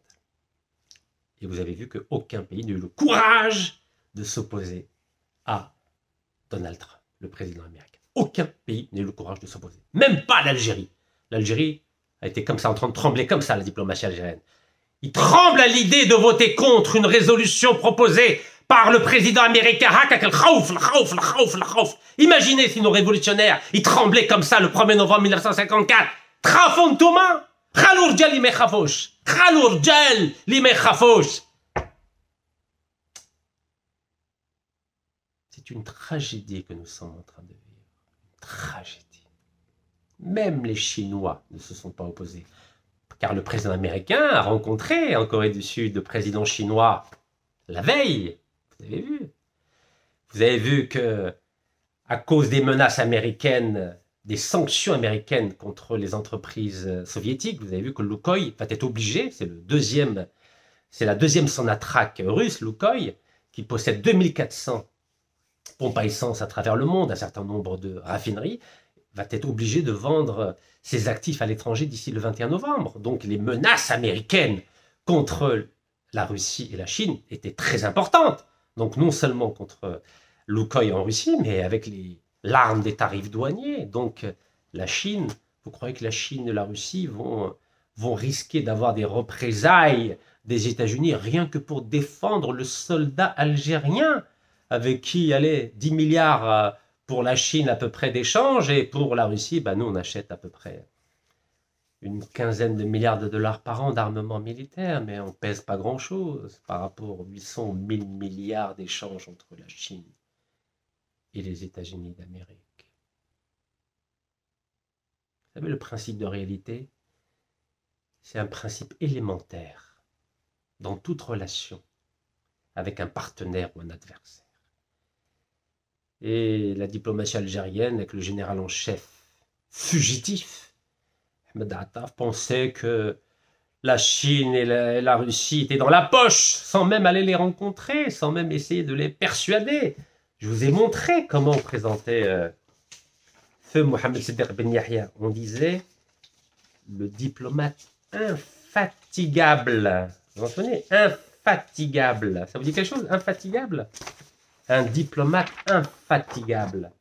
Vous avez vu M. Ahmed Attaf prendre son avion matin, midi et soir pour essayer de convaincre les 15?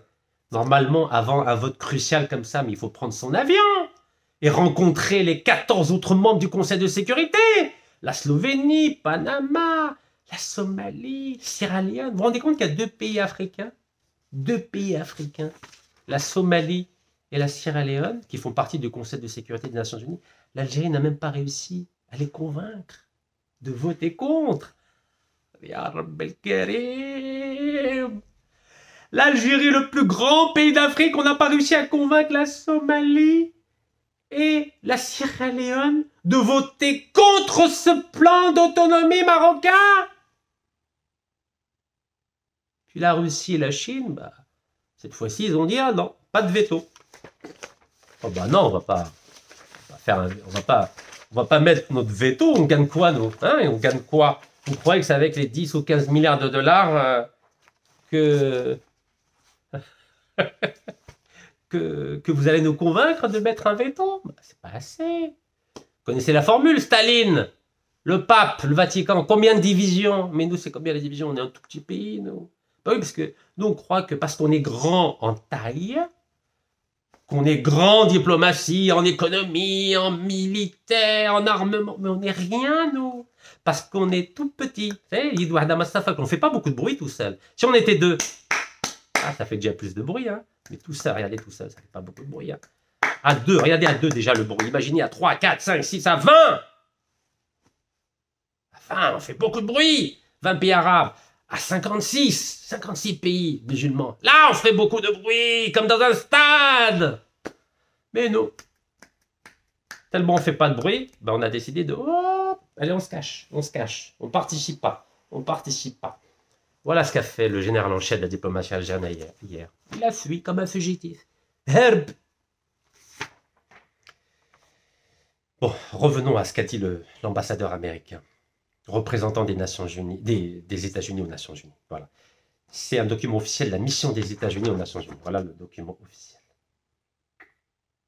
Voilà, une traduction en français du document officiel de la déclaration de l'ambassadeur des États-Unis aux Nations Unies. Bismillah.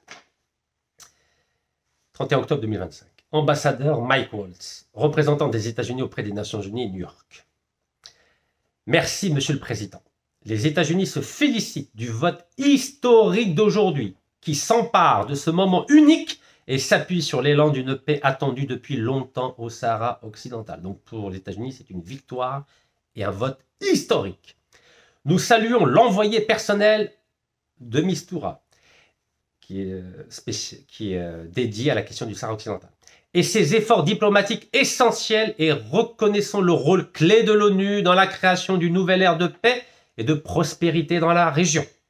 Nous notons également le rôle important joué par la MINURSO pour aider l'envoyé personnel à parvenir à une solution mutuellement acceptable et à soutenir la prolongation de son mandat jusqu'en octobre 2026. Donc il y aura un vote le 31 octobre 2026.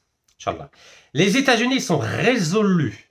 Le président Trump est résolu. Donc c'est une décision du président américain Donald Trump.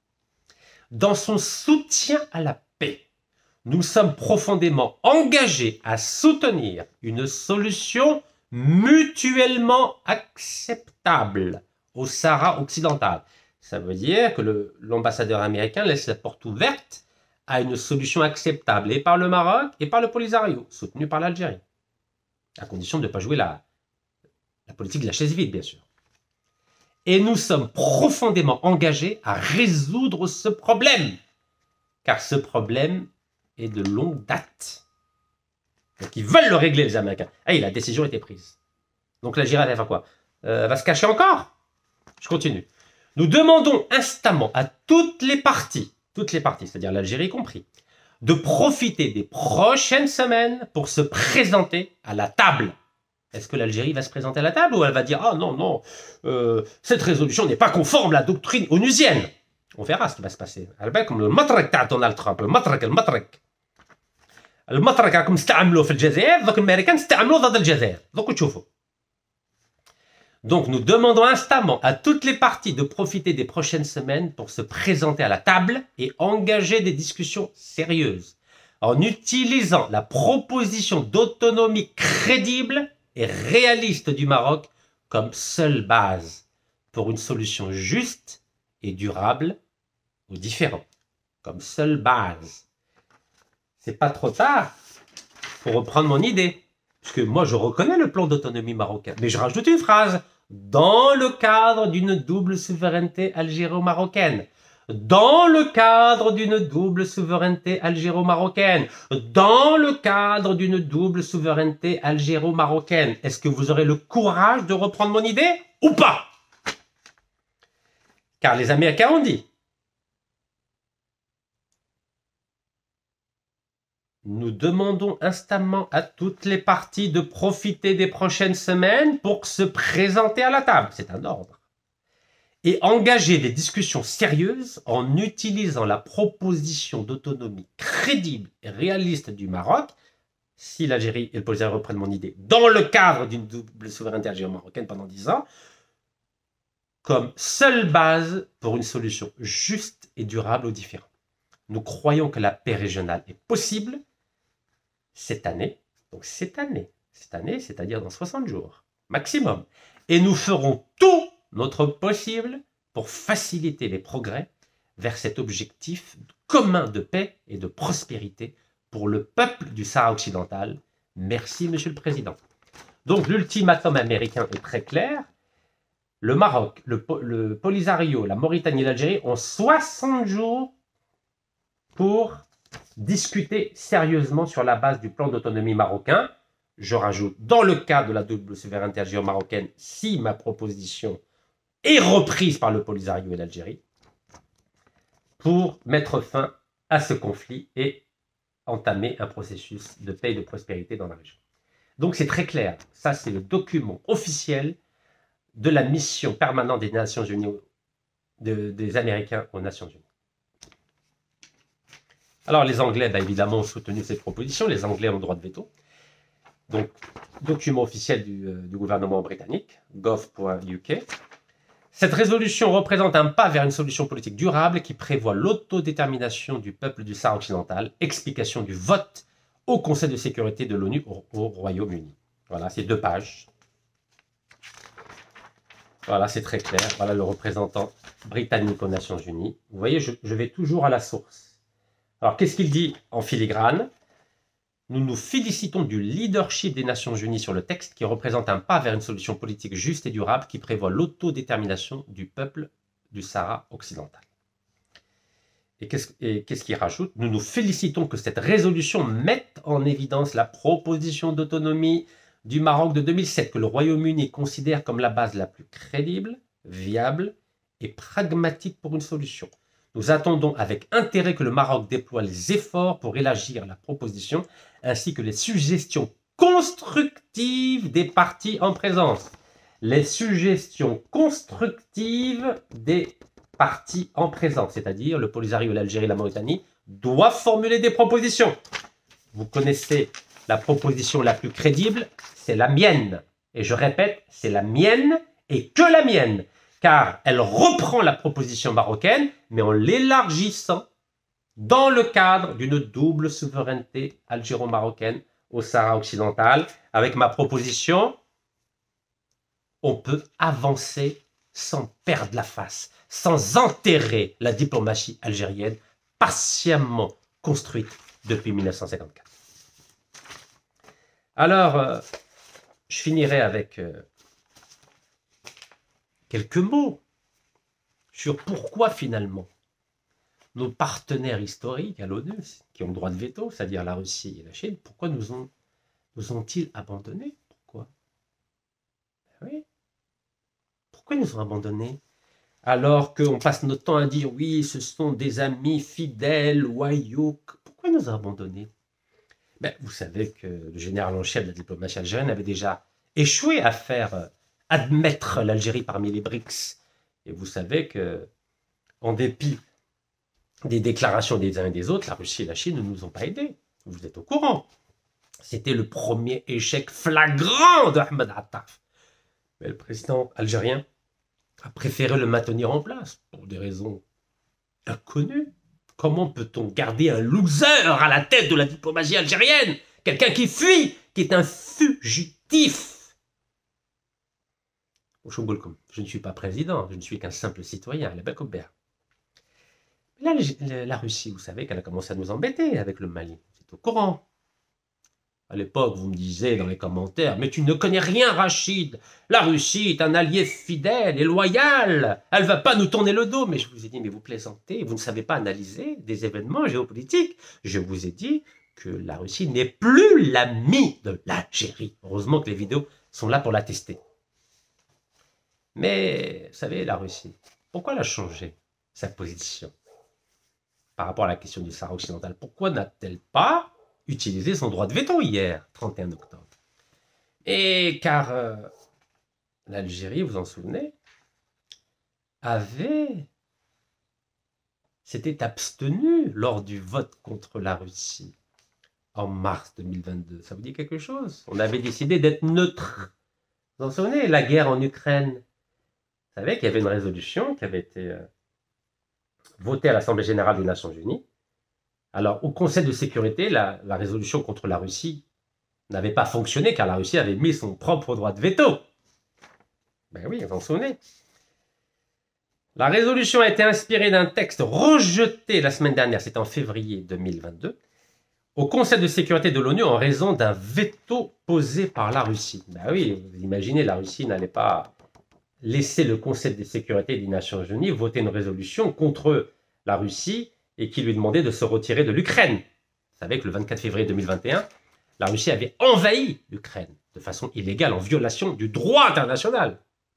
L'Algérie, à l'époque, au lieu... Elle avait le choix, ou bien elle défendait la Russie, dans l'optique d'une éventuelle résolution aux Nations Unies, et d'ailleurs j'avais fait une vidéo à l'époque, elle existe toujours, ou bien elle devait être contre la Russie. Donc, ou pour ou contre. En étant pour, elle s'assurait d'un droit de veto de la Russie pour une éventuelle résolution sur la question du Sahara occidental, et en votant pour, peut-être qu'elle aurait le soutien des États-Unis, de la France ou de la Grande-Bretagne. Moi, j'y crois pas un seul instant, car le partenaire naturel en Afrique du Nord pour les Américains, les Anglais et les Français, c'est le Maroc et pas l'Algérie. Donc, en bonne stratégie, et je l'avais dit à l'époque, il aurait fallu soutenir la Russie, parce que ça se paye tôt ou tard. Vous savez, les erreurs se payent. Il fallait choisir. Mais l'abstention, c'était le plus mauvais choix. Donc l'Algérie avait décidé de s'abstenir. Guerre en Ukraine, l'Algérie à l'épreuve de sa neutralité. Elle a décidé d'être neutre. Et qu'est-ce qui s'est passé juste après? La sous-secrétaire d'État américaine s'est déplacée à Alger pour dire à l'Algérie « Attention, Charak el-Deri, attention, Charak el-Deri ». Eh oui.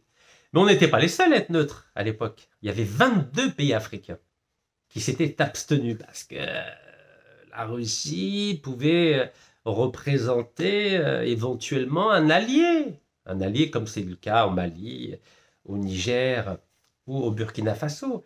Mais l'Algérie était neutre. Et ben, dites-vous bien que cette neutralité nous a coûté cher.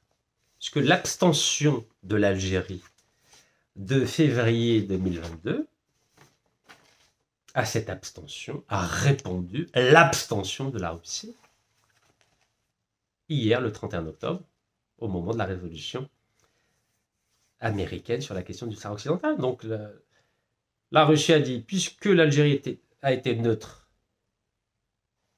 au sujet de la résolution pour condamner la Russie qui avait envahi l'Ukraine, ben moi, Russie, je fais la même chose, je vais être neutre. Quand bien même, il faut toujours être nuancé, l'Algérie avait voté contre l'exclusion de la Russie du Conseil des droits de l'homme des Nations Unies. Vous savez que la Russie a été exclue en avril 2022 du Conseil des droits de l'homme des Nations Unies. C'était le deuxième pays dans l'histoire des Nations Unies qui était exclu du Conseil des droits de l'homme des Nations Unies. Le premier, c'était la Libye en 2011, et en 2022, c'était la Russie. Cette fois-ci, l'Algérie, c'est vrai, avait voté non. Mais à vrai dire, c'est pas important, le Conseil des droits de l'homme. Ce qui compte, c'est l'ONU. L'ONU, résolution des Nations Unies. Le Conseil des droits de l'homme n'est qu'une partie de l'ONU. Bref, l'Algérie a payé son absence d'engagement avec la Russie le 2 mars 2022, lorsqu'elle s'est contentée de s'abstenir. Mais d'autres pays ne s'étaient pas contentés de s'abstenir. Par exemple, la Corée du Nord, l'Érythrée, que je me souvienne lesquels encore. Voilà, la Syrie, la Biélorussie, eux, ont voté contre la résolution qui condamnait la Russie qui avait envahi l'Ukraine. Et vous avez bien vu, Bachar al-Assad, qui à l'époque était le président de la Syrie, a été récompensé en obtenant l'asile à Moscou après son départ de Damas. Donc, quelque part, c'est le fait de ne pas savoir choisir notre camp qui nous a coûté cette humiliation, ce tremblement de terre diplomatique hier, 31 octobre, au Conseil de sécurité des Nations Unies. Et oui, la Russie considère aujourd'hui que l'Algérie n'est pas un partenaire engagé à ses côtés. Et c'est la raison pour laquelle nos chemins sont en train de se séparer entre Alger et Moscou. Et aujourd'hui, nous n'avons ni partenaire, ni allié stratégique, ni allié diplomatique. Et pourtant, vous savez qu'en 2021, nous avons reconduit un partenariat stratégique avec Moscou. Parce qu'il y avait déjà un partenariat stratégique depuis 2001, pendant 20 ans, et nous avons reconduit ce partenariat stratégique. Mais vous avez vu qu'à l'épreuve de la réalité, ce partenariat est caduc, ne vaut rien, et nous nous retrouvons aujourd'hui sur le plan diplomatique, excusez-moi de l'expression, tout nus. Nous sommes nus sur le plan diplomatique. Nous n'avons aucune vision, aucune stratégie, aucun partenaire, aucun allié. Nous avons été lâchés par nos alliés traditionnels, lâchés par nos partenaires traditionnels. Et aujourd'hui, nous n'avons que des ennemis diplomatiques. C'est la raison pour laquelle nous avons subi un tremblement de terre, un camouflet diplomatique, une déflagration diplomatique. Hier, 31 octobre, à la veille du 1er novembre sacré, en Algérie, 14 pays nous ont tourné le dos. La diplomatie algérienne est morte hier, 31 octobre 2025, au Conseil de sécurité des Nations Unies. Maintenant, au bout d'1h41 de vidéo, quelle est la solution? La solution, elle est très simple. Ou bien nous regardons les choses en face, c'est-à-dire nous assumons cette déflagration de la diplomatie algérienne, et dans ce cas-là, il faut limoger immédiatement, je dis bien immédiatement, tous ceux qui ont la responsabilité de la diplomatie algérienne, à commencer par le général en chef de la diplomatie algérienne, M. Ahmed Attaf. Cette décision est du ressort exclusif du président de la République, Si Abdelmajid Tebboune. Donc c'est à lui de prendre ses responsabilités en prenant acte de ce nouveau désastre diplomatique après les BRICS, après l'échec des BRICS, après l'échec de la renégociation de l'accord d'association entre l'Algérie et l'Union européenne. Maintenant, cet échec terrible de la résolution des Nations Unies qui reconnaît la marocanité, en tout cas partiellement la marocanité du Sahara occidental. Donc c'est au président de la République d'en tirer les conséquences. S'il n'en tire pas les conséquences, l'histoire enregistrera cet événement comme le désaveu et l'assassinat de la diplomatie algérienne. Donc c'est au président de la République de prendre ses responsabilités, limoger les responsables de la diplomatie algérienne, les remplacer par une nouvelle gouvernance diplomatique d'hommes et de femmes compétents, courageux, audacieux, créatifs, car ce n'est pas trop tard pour arranger les choses. Sinon, au Chomboulkom. Vous avez vu comment a fini feu Abdelaziz Bouteflika. Il est sorti par la petite porte de l'histoire. À titre personnel, vous savez que je suis reconnaissant à l'endroit du président de la République car j'ai bénéficié de 3 grâces présidentielles. Mais là, il s'agit de l'image de l'Algérie, il s'agit de la crédibilité de l'Algérie, de l'héritage diplomatique de nos aïeux. Personne n'a le droit de fouler aux pieds cet héritage qui a été foulé hier, le 31 octobre 2025, au Conseil de sécurité des Nations Unies. L'Algérie n'a pas la réputation de fuir ses responsabilités. L'Algérie n'a pas la réputation d'être une diplomatie de fugitifs. L'Algérie n'a pas la réputation de ne pas assumer ses responsabilités, donc je demande au président de la République d'assumer ses responsabilités et de limoger toute l'équipe qui gère le dossier du Sahara, le dossier européen, le dossier français, le dossier du Sahel. Bref, une refonte totale de la diplomatie algérienne. Barakallahu fikum, tahiyya al-Jazair, wallah yarham shuhada.